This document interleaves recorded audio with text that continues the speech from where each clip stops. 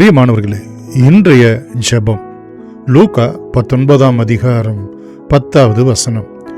இழந்து போனதை தேடவும் ரட்சிக்கவுமே மனுஷகுமாரன் வந்திருக்கிறார் என்றார். மகா இரக்கமும் கிருபையும் உள்ள எங்கள் அன்பின் பிதாவே, நாங்கள் உம்முடையவர்கள், நீர் எங்களுடையவர் என்பது இந்த ஒரு வசனம் எங்களுக்கு வெளிப்படுத்துகிறது. ஆண்டவரே, நாங்கள் தகப்பனை இழந்து போனவர்கள், தேவனை இழந்து போனவர்கள், தேவனுக்கு தூரமானவர்கள். ஆண்டவரே, நாங்கள் நம்பிக்கையற்றவர்கள். இப்படிப்பட்ட எங்களை ஆண்டவரே தேடி வந்தவராய், ரட்சிக்கும்படியாய், மீட்கும்படியாய், ஆண்டவரே எங்களுக்காக உம்முடைய ஜீவனை கொடுக்கும்படியாக ஆண்டவரே நீர் வந்த உம்முடைய மகா கிருபைக்காக நாங்கள் உம்மை நன்றியோடு கூட ஸ்தோத்திரிக்கிறோம்.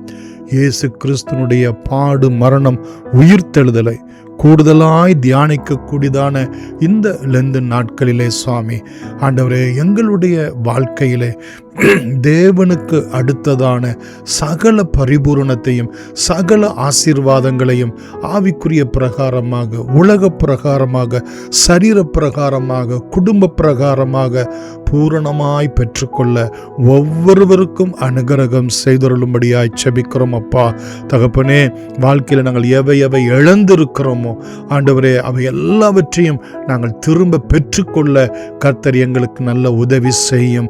ஆண்டவரே தகப்பனே, எங்களுடைய சரீர பலவீனத்தை ஆண்டவரே நாங்கள் உடையவர்களாக இருந்தாலும், தகப்பனே இன்னும் வருமானங்களிலே குறைவுள்ளவர்களாய் இருந்தாலும், ஊழியங்களிலே தகப்பனே, குடும்பத்தினுடைய ஆசீர்வாதங்களிலே நாங்கள் எவைகளாக இழந்து இருக்கிறோமோ ஆண்டவரே, இழந்து போனதை தேடவும் அதை ரட்சிக்கவும் வந்த எங்கள் தேவனாகிய இயேசு கிறிஸ்துனுடைய நாமத்தினாலே நாங்கள் பூரணமாய் திரும்ப பெற்றுக்கொள்ள உம்முடைய நாமத்துக்கு துதி, கனம், மகிமை உண்டாகத்தக்கதாக ஆசீர்வாதமாய் நாங்கள் அடைந்து கொள்ள எல்லா குறைவுகளும் நீங்களாகும்படியாய், எல்லா பலவீனங்களும் நீங்களாகும்படியாய் தகப்பனே பிள்ளைகளை ஆசீர்வதிங்க.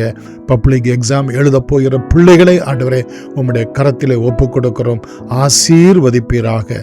இயேசுவின் நாமத்தில் நன்றியோடு வேண்டுகிறோம் எங்கள் ஜீவனுள்ள பிதாவே. ஆமென். God bless you.